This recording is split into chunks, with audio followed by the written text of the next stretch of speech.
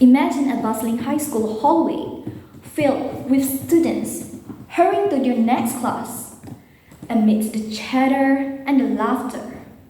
Imagine one student staring blankly at your phone. They just received news of a friend struggles with anxiety. They feel a mix of concern and confusion, unsure of how to help or even understand what their friend is going through. Hi everyone, my name is Sarah Natasha Nintoma Azli, and today I'll be talking about mental health. Based on data from Malaysia's National Health and Morbidity Survey, individuals between the ages of 16 and 19 are most likely to experience mental health issues, with 18.3% of them experiencing depression and 10% considering themselves a suicide. I think some of you must have experienced the same thing, right? Well, I can relate to your experience as well. Because when I was in elementary school, my Pendidikan Agama Islam teacher, which I call her Ustazah, always scream at me, always find the bad in me. I don't know why, she always feel like I did something wrong. Well, she's my class teacher. And I don't know why. Every time I try to do something, she always say, "Stop, Sarah, what are you doing?" And then I say that, "No, I just do my homework." But then she said that, "I'm gonna punish you." Punish for what? I did nothing. I was just doing my thing. But when she's with everyone else, she's so kind. She likes to be with one student named Dini. She always find, my fault. I don't know what I did wrong to her. I think I never did anything wrong. I respect her so much because she's my ustazah. But every time I was in her class, I would feel anxious, frightened, and the urge to cry, and the urge to run to the school toilet and hide in there. I was really depressed at the moment, and all I could do was to tell my mom how I felt and hope that she would do something about what just happened to me. I didn't think to seek a counselor, because I was just only 9 years old and didn't know what depressed was. But as I get older, I understand what about mental health issues like depression, anxiety, and also stress. I think you guys know this as well because we're already 19. We know what is mental health problems. And however, not everyone would tell anyone about their problems to their family because, some families are the reason why students care to open up about their problems. Well, I'm going to tell you about my experience of listening to my friends who has been, being abused by her father. She's very kind. She was very kind and she is very kind. I don't know what makes her dad to do such things to her.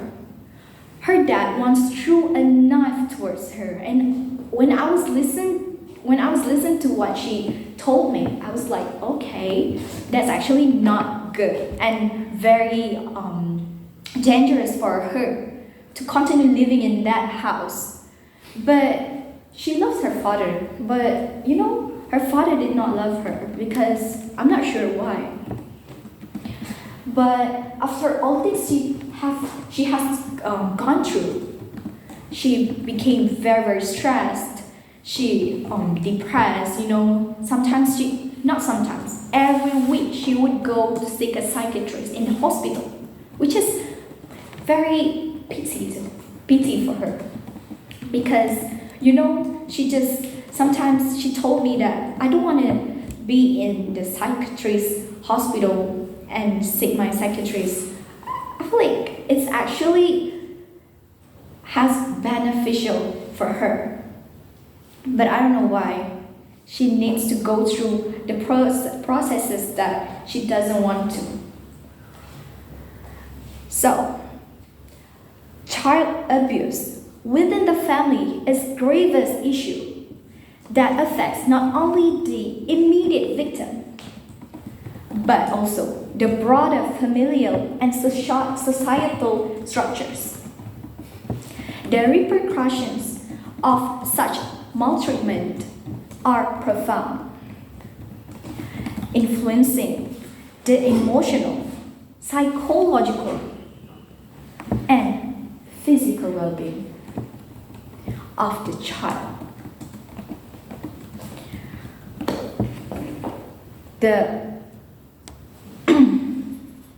Whether physical, emotional, or sexual can result in severe psychological and emotional trauma.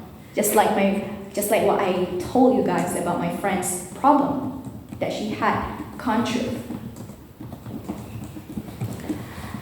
The immediate aftermath of abuse may include a heightened sense of vigilance and stress, as children remain in a constant state of alertness, anticipating further harm. This hypervigilance can severely disrupt their ability to concentrate and perform well in school, leading to academic difficulties and social withdrawal.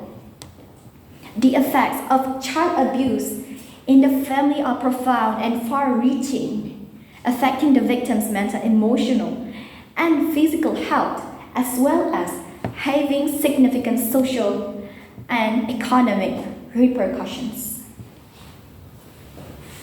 Ladies and gentlemen, while in elementary or middle school, have you ever sought help from a school counselor when experiencing difficulties or depression? Yes. Do you still trust the counselors at your school? No. And do you even know your coping strategy? No. Some of you might know and some might not, because you probably do not have the exposure about this issue when you were a child. One of the primary reasons students avoid school counselors is the stigma associated with seeking mental health support. Many students fear being labeled as troubled or weak by their peers. When I was like 9 years old, I was scared to seek a counselor because I didn't know what stress was, depressed was. But I also didn't know what seeking a counselor was. This stigma can be particularly strong in environments where there is a lack of understanding about mental health issues. Students might worry about being judged or criticized if their peers find out they're seeing a counselor. Other than that, another significant significant barrier is the lack of awareness about the role and services of school counselors. Some students may not fully understand what a school counselor does or how they can help. Like me myself, I don't know how my school counselor is going to help the students with problems, anxiety, depression, and stress. They might view counselors solely as academic advisors rather than as resources for emotional and psychological support. Additionally, students might not be aware of the confidentiality policies that protect their privacy, leading to concerns about their personal issues being disclosed to others. You know, when I was in high school, I was very close to my counselor. We're like very, close to each other, always eating together when we have time. But, there's one friend of mine seek a counselor the best counselor at school. We were like believe her so much because we believe that she would not tell other teachers or tell other students about one student's problem. But then when I was like enjoying my meal with her, she told me about the problems that one of the students in that school was facing. I was like, okay, why would you tell me about this? She even mentioned her name. I was like, this is actually not good, but I just let her tell me about the problems that the one girl had gone through, because I kind of want to know about the problems. But I think that's actually very bad of her action for doing so. Because once someone believes you, you shouldn't have to tell anyone else about one's problems. Why would you tell them? Because when they did not believe their school counselors, then they would not believe anyone else, because no one would listen to her and keep their secrets, keep their problems to themselves. So once I knew about the story about the girl, I was like very shocked.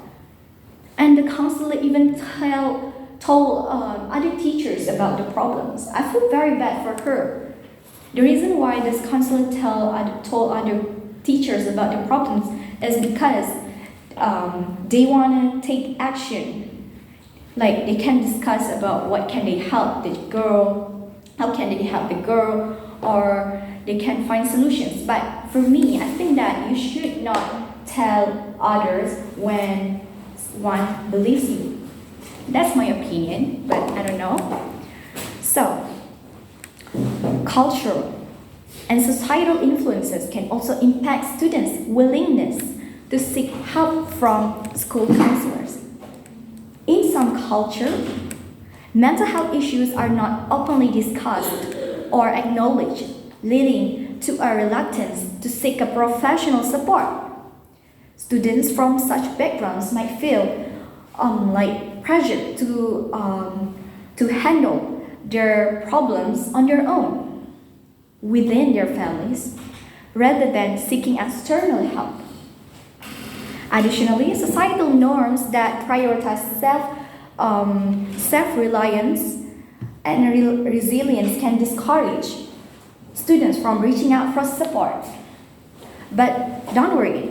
Today, I invite you to embark in a journey with me through a proposal that promises to open the eyes of the world about this issue that has not been talked enough. Thus, my proposal is to introduce a mandated mental health education subject in elementary and high schools by requesting the government agencies to do some research, completion of teacher training and implementation,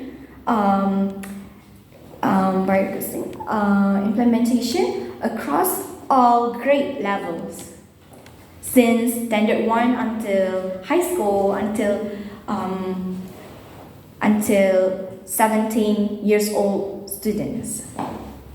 This curriculum will cover topics such as managing stress, because some students didn't know or don't know how to manage the stress, and also identifying mental health problems and coping strategies. Well, I think it sounds a bit cliche, right? But little did you know that introducing a mental health education subject offers numerous benefits. One of the primary benefits of mental health education is the enhancement of students' emotional well-being. By providing students with the knowledge and skills to understand and manage their stress, emotions, schools can help foster a more balanced and resilient mindset. Mental health education encourages self-awareness. allowing students to recognize their emotional states, which is very important for students to know their emotional states and understands the factors contributing to them. This awareness can lead them to a healthier emotional regulation and a reduction in feelings of anxiety and depression. Next, it plays a crucial role in reducing the stigma associated with mental health issues. When students learn about mental health in a structured and informative way, misconceptions and prejudices are challenged. Education promotes empathy and understanding, and also it can lead to a more inclusive and supportive environment for students struggling with mental health issues. By normalizing discussions around mental health, schools can encourage students to seek help without fear of judgment and feeling condemned.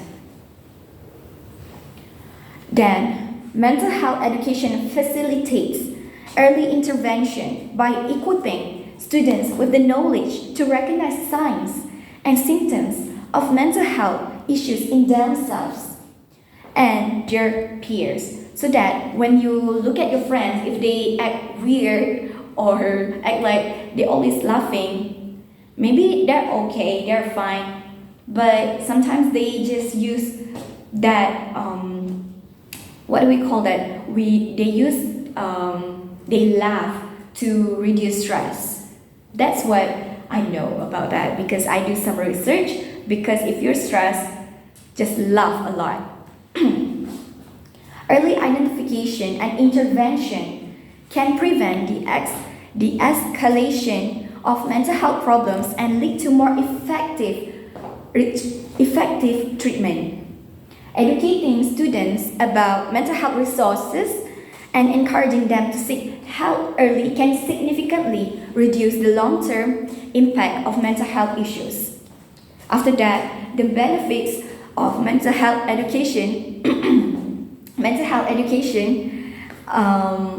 extend beyond the school years. Students who receive comprehensive mental health education are likely to carry the skills and knowledge they acquire into adulthood.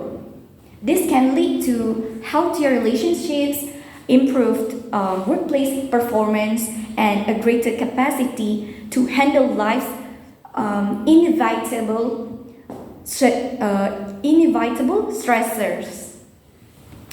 By investing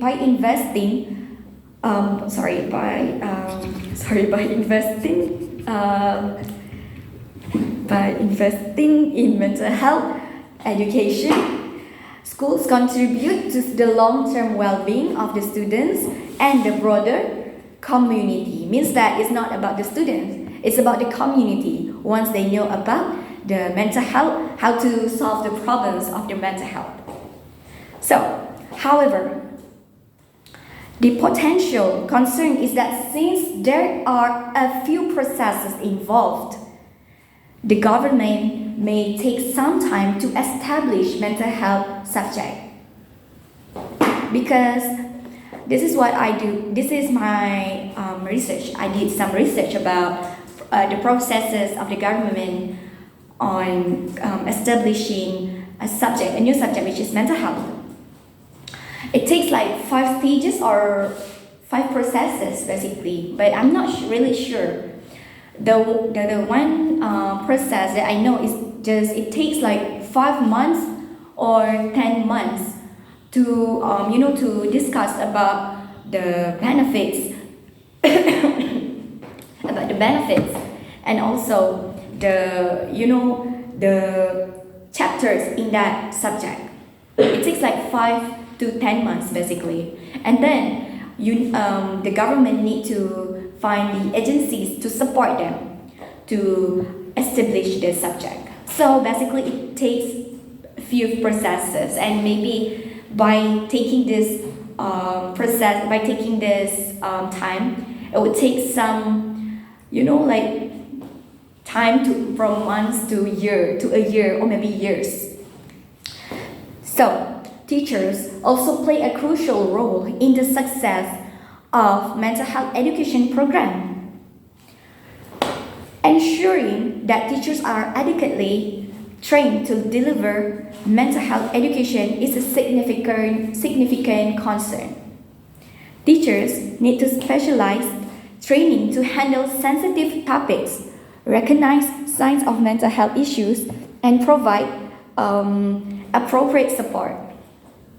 There is also the risk that that teachers might feel uncomfortable or unqualified to teach mental health topics because which could affect the quality of the instruction provided.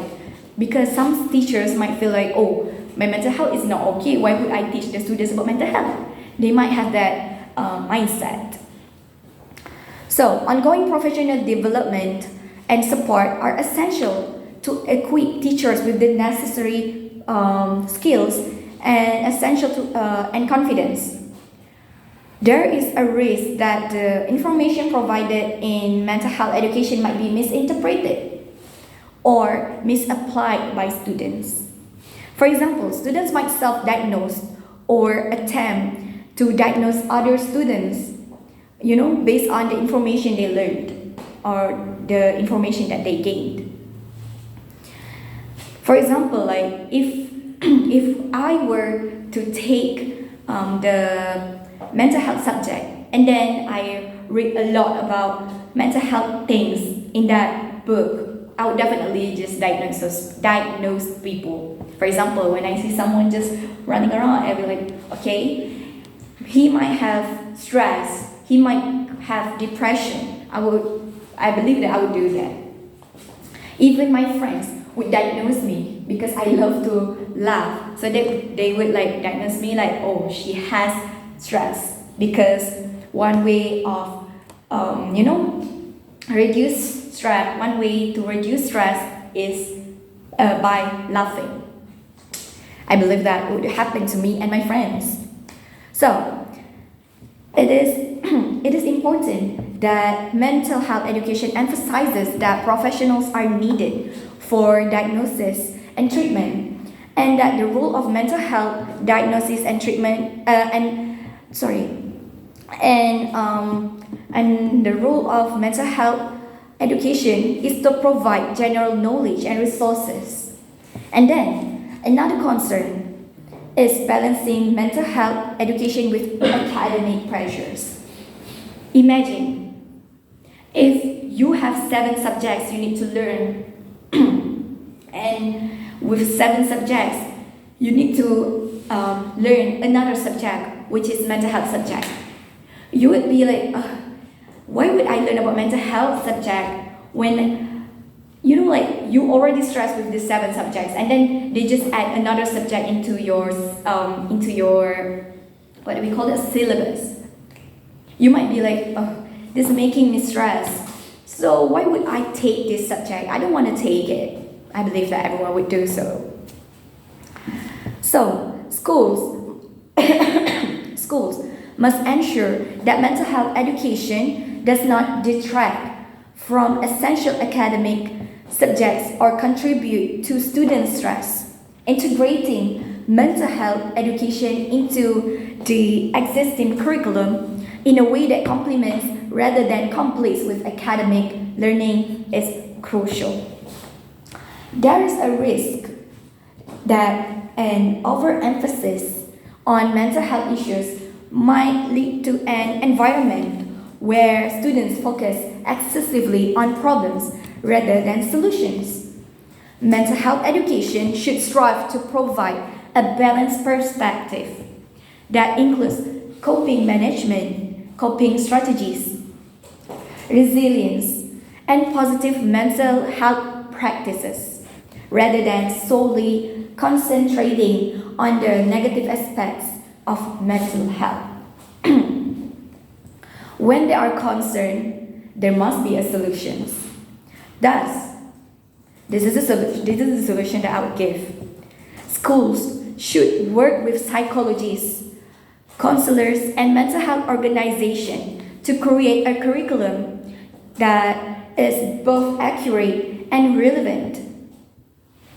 These experts can provide up-to-date information and ensure that the curriculum addresses a wide range of mental health topics.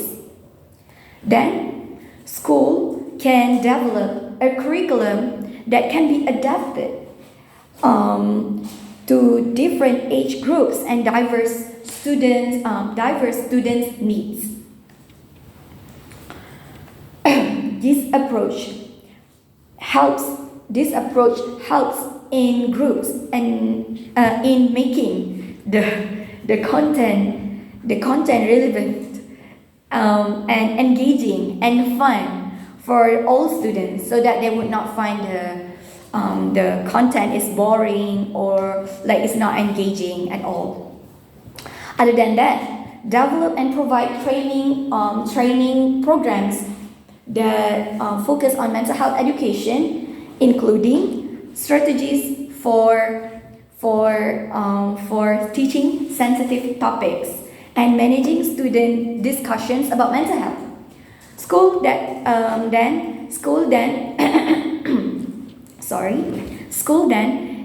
can create clear policies outlining how students' personal information will be protected, so that it won't be like what I just gave you just like what I told you just now about the teachers at my school. So make these policies transparent to students, parents, and staff.